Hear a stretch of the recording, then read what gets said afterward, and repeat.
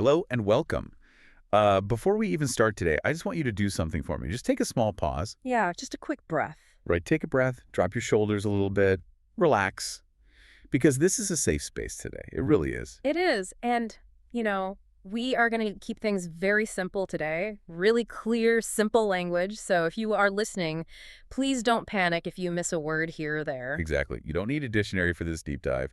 Just listen, let the words flow, and hang out with us. Just let the ideas kind of wash over you. Right. So our mission today is to look at a very short but honestly a really powerful piece of text. It's about something called the ambition-action paradox. Which is a big name for a very normal feeling. Yeah, a feeling I know I have way too often. And I want to ask you, the listener, for some real honesty right now. Not polite honesty, real honesty. Oh, this is the tough question. It is. How many times have you said to yourself, okay, from tomorrow, I am going to change my life? You go to sleep feeling so motivated. Feeling like a totally new person. Right. But then you wake up and you change absolutely nothing. It's so universal. I mean, we all do it. Every single one of us. Yeah. And that's what we are going to unpack today. Why do we do this?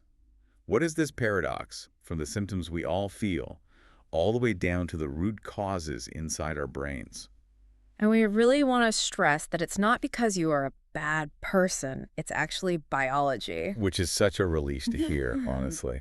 So let's start with the very first scene from our source material, because it paints a picture that is almost too real. Painfully real, yeah. It talks about waking up, your alarm goes off, and instead of jumping up to do all those big things you promised yourself the night before, what do? You stay in bed. You stay in bed. Huh. You wake up to the exact same habits, the exact same routine. The text even points out this one specific detail. You lie in the exact same position in your bed. You just turn over to face the other side. That tiny detail is brilliant, turning to face the other side. It's almost funny, but it's kind of sad, too. Why is that physical detail so important? Because it shows the gap between what our mind wants and what our body actually does. In your mind, you made a huge change. But physically, your body is just seeking the exact same comfort. You still want the warm blanket. So instead of changing your life, you just adjust your pillow. Exactly. Flipping over to the other side of the bed is, it's a tiny physical movement. It tricks you into feeling like you did something different, but it requires zero real effort. Wow. Okay, I want to talk about this word tomorrow, because it really is a trap. It's a huge trap. We use it like magic, like tomorrow I'll start working out, or tomorrow I'll finally clean my messy room. Why is tomorrow such a comfortable word for us? Well, the psychology behind it is actually fascinating. When you say, I will do this tomorrow, you are basically playing a trick on your own brain. How so? You are separating who you are today from who you will be tomorrow. There are actually brain imaging studies about this. When scientists ask people to think about their future selves, specific areas of the brain light up. And those are the exact same areas that light up when people think about completely random strangers. Wait, really? A stranger? Yes, Yeah. literally a stranger. Biologically, your brain does not feel a strong connection to the you of tomorrow. That is wild. So my brain looks at tomorrow and says, I don't know that guy. Exactly. So when you give a really hard, tiring job to tomorrow, your brain feels like you just gave that hard work to someone else. Oh, wow. You're handing the heavy lifting to a stranger. Right. And that is why making big plans for the future feels so incredibly easy and relaxing. You don't feel the burden of the work because your brain thinks somebody else is going to do it.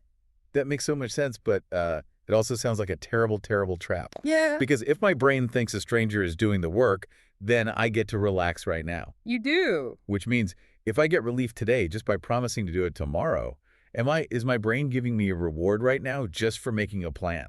Yes, that is precisely the danger here. Your brain uses chemical rewards, mainly a chemical called dopamine. Right, the feel-good chemical. Yeah, but dopamine isn't just about feeling good in the moment. It's about anticipating a reward. So when you make a beautiful, detailed plan to change your life tomorrow, your brain gives you a huge rush of dopamine right then and there.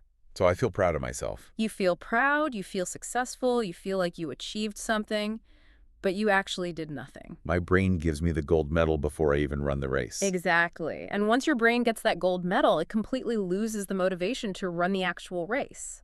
The biological need for a reward is already satisfied. Man, that explains so much. It's like, I was thinking about this earlier. It's like watching a movie trailer in your head.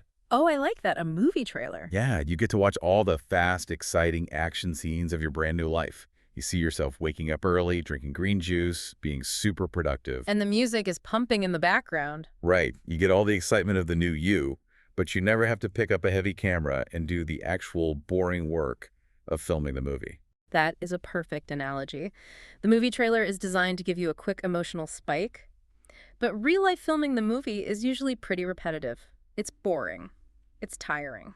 And we get totally addicted to watching our own movie trailers. We do, because it's easy. And it feels good. Which perfectly brings us to the core paradox from our source text.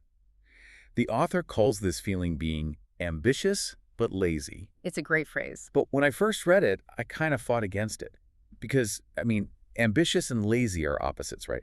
Usually an ambitious person works really hard and a lazy person has absolutely no goals. It does sound like a contradiction, but it perfectly describes what it feels like to be a human being today. How so? Well, think about our world. We have endless access to information right on our phones. We see people achieving amazing things every single day.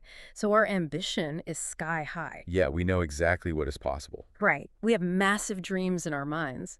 But at the exact same time, our physical world requires almost zero effort. You can get food, talk to friends, and be entertained without ever standing up. So our bodies expect everything to be easy. Exactly. Your mind demands huge success, but your body demands zero friction. High ambition in the head, low energy in the body. That is the paradox. And the source text points out a very, very specific modern habit that shows this perfectly. It talks about saving motivational posts on social media. Oh, yes. The bookmark button. I am so guilty of this. Yeah. It's almost embarrassing. I will be lying on my couch at midnight scrolling, and I'll see a video about morning routines or a quote about discipline, and I instantly hit the save button. Let me guess, you have hundreds of them saved. Oh, thousands, probably. Huh. And I never, ever look at them again. Never. You are definitely not alone, but let's really think about why we do that. Because the text argues it's not just harmless. Right. I actually have a question about this. Is saving a post actually a dangerous trap? Like, does my brain trick me into thinking that pressing save is the exact same thing as doing real work? Yes, it absolutely does. It goes right back to that dopamine loop we talked about. So it's like digital hoarding. It's exactly like digital hoarding. Let's look at the physical action. Pressing a button on a glass screen takes, what, a fraction of a second? Zero physical energy. Right, zero energy. But the mental reward is huge. The phone interface makes you feel like you are organizing your life. It makes you feel productive. So I feel like I'm building a toolbox for my future success. But really, I'm just looking at pictures of tools. Yes. The human brain evolved in a physical world, right? So for our ancestors, gathering things, gathering wood, collecting berries, that kept you alive. That was real productive work. Right. So when you collect motivational quotes today, your ancient brain gets confused. It thinks, great job, we are gathering resources for the winter. Oh, wow. It can't tell the difference between real tools and digital pictures. Exactly. But it gets worse because saving those posts also acts like a pacifier. A pacifier, like for a baby. Yeah. Think about why you save them in the first place. Usually it's because you feel guilty. You feel bad that you were just sitting on the couch doing nothing. Right, I know I should be working. So your anxiety goes up. But then you save a video about how to be productive, and suddenly the guilt disappears. The pacifier soothes the anxiety, but it doesn't solve the problem. That is so sharp. It just hides the guilt temporarily. And then you just keep sitting on the couch. Exactly. You feel like you did something, so you relax even more. You know, hearing all this, the dopamine traps, the future stranger, the digital pacifier, I bet a lot of people listening right now are feeling pretty guilty.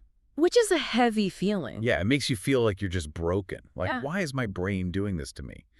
But I want to pivot here because our source text makes a huge point about this. It's the most important point of all. The text says, clearly, you are not broken. You are not breaking at all. So why does the text emphasize that? Why do we need to hear that we aren't broken? Because guilt makes the paradox so much worse. If you feel broken, you lose even more energy. You get depressed. You just give up. Right. You have to understand that this is just a biological truth. Your brain loves comfort. In fact, it actively prefers doing nothing over doing something difficult. But why? If I have all these big goals, why does my brain fight me? Because your brain's #1 job is not to make you a millionaire or to get you in perfect shape. Its #1 job is to keep you alive. Okay, survival. And for thousands of years, keeping you alive meant saving energy, Food was very hard to find. Danger was everywhere. So if a caveman burned energy running around for no reason, he might die later. Exactly. Your Yeah. brain is a master energy manager. If the reward is not immediate like food right in front of you, the brain will tell your body to stop, sit down, and save calories. Okay, so I want to try an analogy here. Tell me if this works. Let's hear it. I'm picturing the brain like a person sitting inside a very warm, cozy house during a terrible winter storm. Okay, I like this. Going outside means doing effort. It's cold, the wind is blowing, it's hard work. But staying inside, which is like watching TV or scrolling your phone, is warm and easy. So from the brain's perspective, why would it ever willingly choose to open the door and go out into the freezing cold? It wouldn't. That analogy is completely scientifically valid. It's not a failure of your character that you want to stay in the cozy house.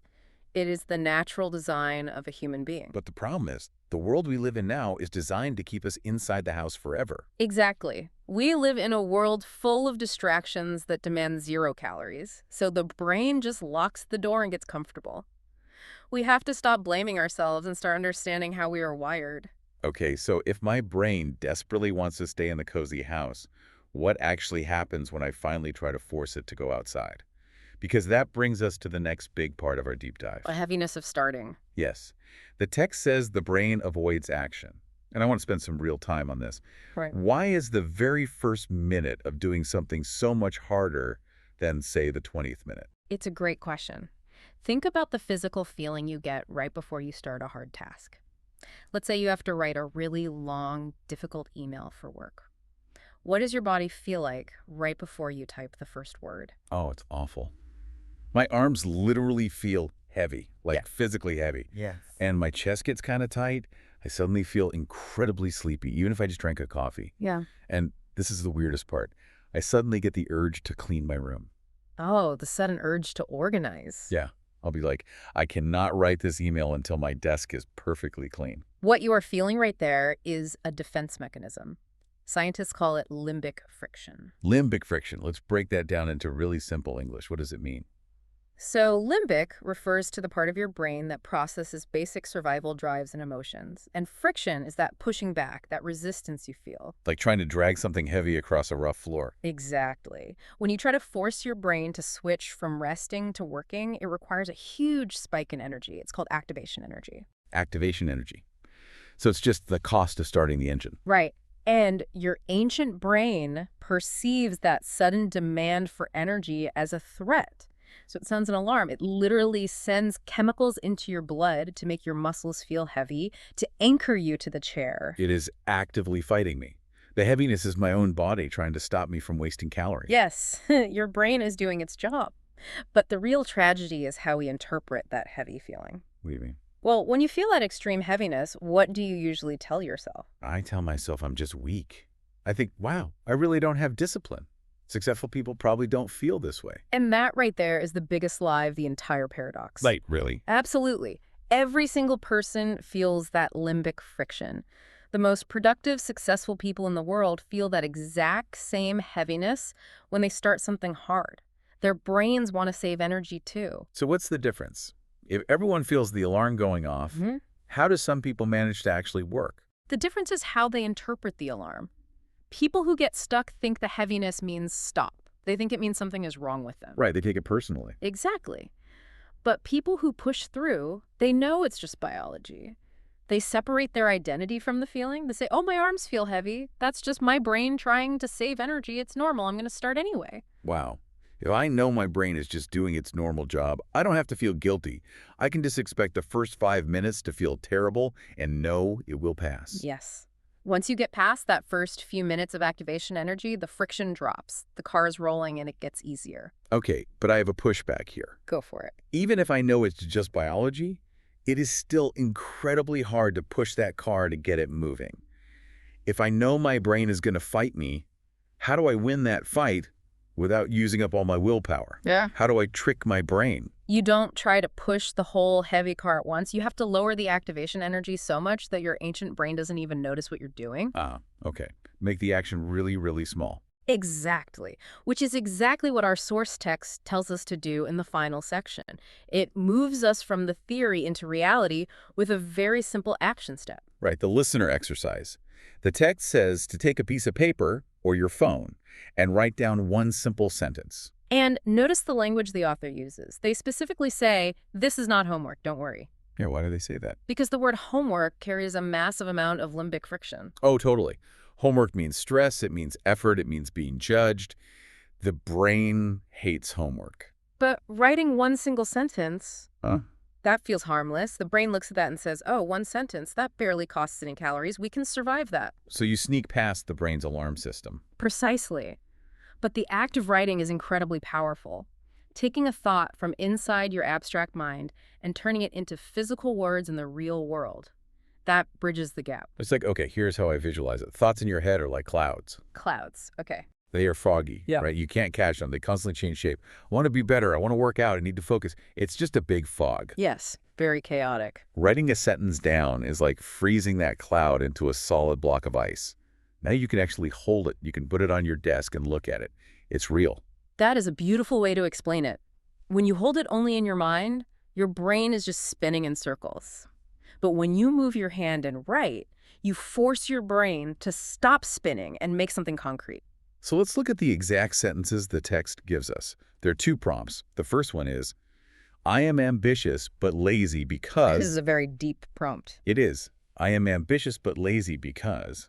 Why is that specific sentence so helpful? Because it forces you to bypass all of your ego's excuses. It demands real honesty without any judgment attached. Right, like we usually make up polite excuses. I didn't run today because I'm just so busy. Exactly.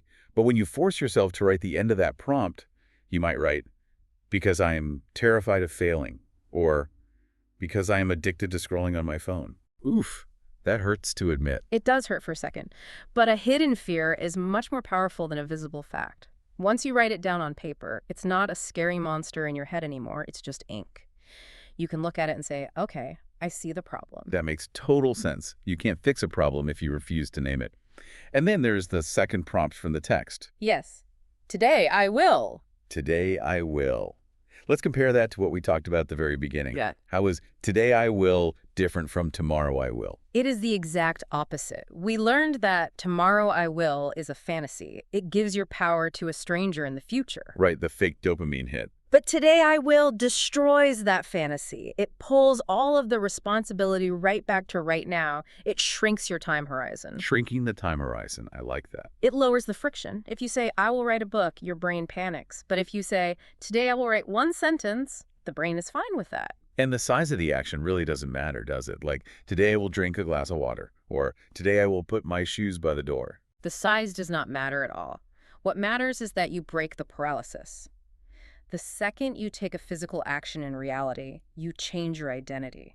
You are no longer the person hiding in bed. You prove to your brain that moving doesn't hurt. Exactly. You prove it is safe to act.